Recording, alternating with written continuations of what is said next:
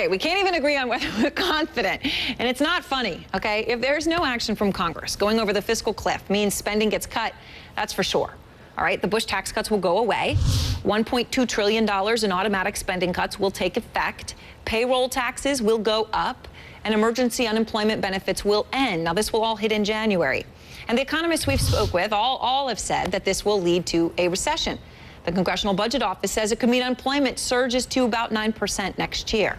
Now, if we avoid the cliff by extending some of the tax cuts or delaying or completely dodging the sequester, we sure don't address the debt problem because we're spending a lot of borrowed money to pay for those things. So we're sort of left with a choice between two evils, which the next president will have to address. Out front tonight is part of CNN's in-depth look at the issues of the 2012 election. Senator Rob Portman, Republican of the swing state of Ohio, Romney advisor, also a member of the super committee that, of course, failed to reach an agreement. Oh, that led us to the whole sequester to begin with, Senator. All right, but let me start with this. So obviously today, pretty frustrating when you hear one side confident, the other side not, and I'm sure they'll flip on that many times. But Mitt Romney blamed the president and Republicans in Congress for the deal that created the automatic budget cuts. I wanted to play what he said and get your response. Here he is.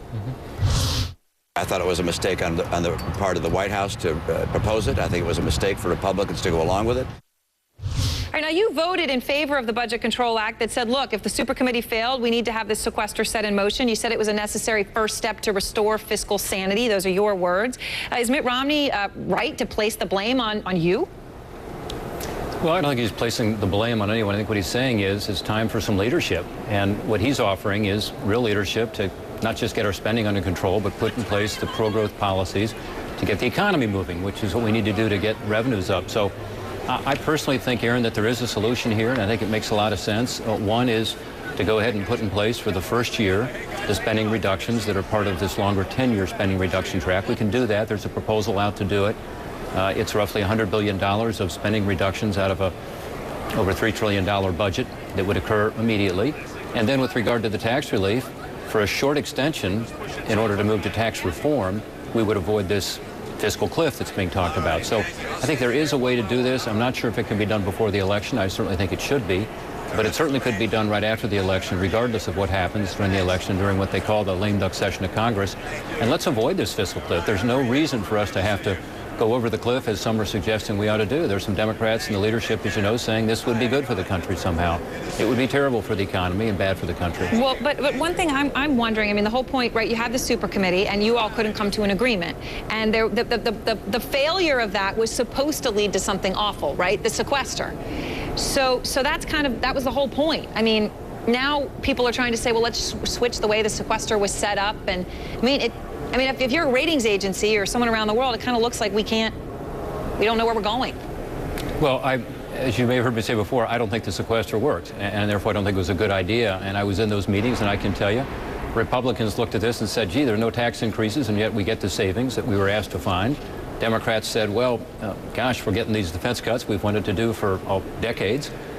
This may be not such a bad deal for us. So I think actually not having the sequester in place would have made it more likely that we could have come up with an agreement. So I don't think it was very effective. But you look, voted for it at the time. we are where we are. Well, you know, there were a lot of different aspects to that agreement. I thought it was a good idea for us to deal with the deficit and debt in order to raise the debt limit, which is what this was all about.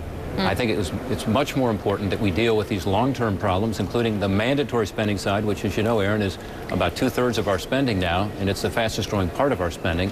Right. And that wasn't dealt with at all with the sequester. So I don't think it was a very effective tool. I think at this point, though, we are where we are. Let's look at the year-end fiscal cliff and the problems that will resolve, and let's deal with it. Let's come up with some of the spending reductions that are necessary for this first year to meet the requirements of the sequestration. There are ways we can do that. Again, an over $3 trillion budget, we can come up with the roughly $100 billion that's needed.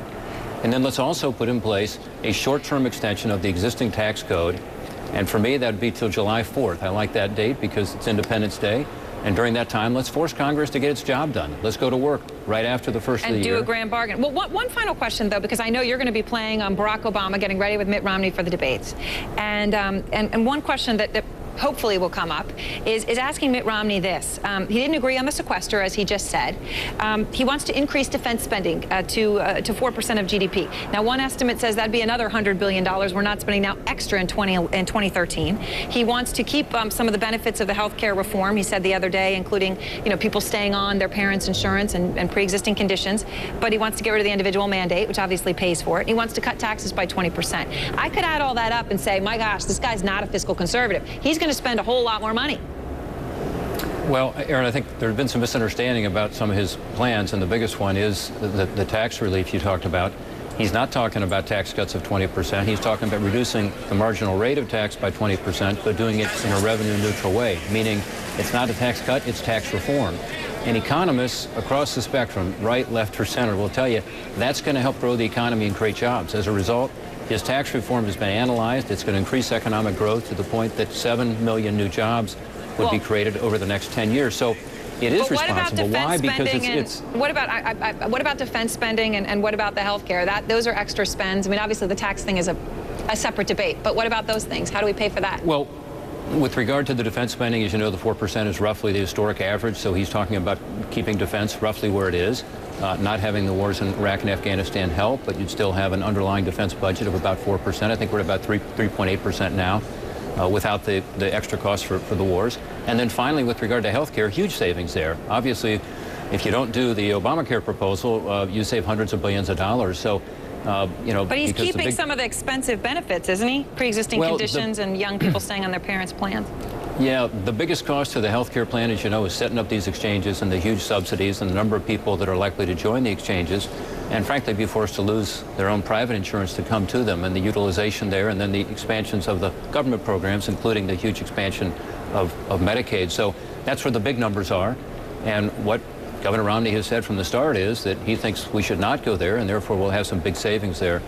So the key is really very simple to me. One, you've got to restrain spending, and Governor Romney's committed to do that. But two, you've got to grow the economy. The fiscal hole that Washington has got itself in is so deep now, Erin, you can't get out of it just with spending cuts alone or growth alone.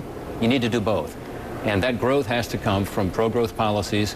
He's not talking tax cuts, he's talking tax reform, because it will create more jobs, more growth, and therefore more revenue. Closing loopholes. All right, well, thank you very much, Senator. Appreciate your taking the time. Obviously, what you heard from him, everyone, is going to be what you should expect to hear from Mitt Romney in some of these debates when these questions get put to him. So this is going to be an interesting next month. Well, our fourth story out front, big question tonight, United States versus Israel. Now, I put a question mark on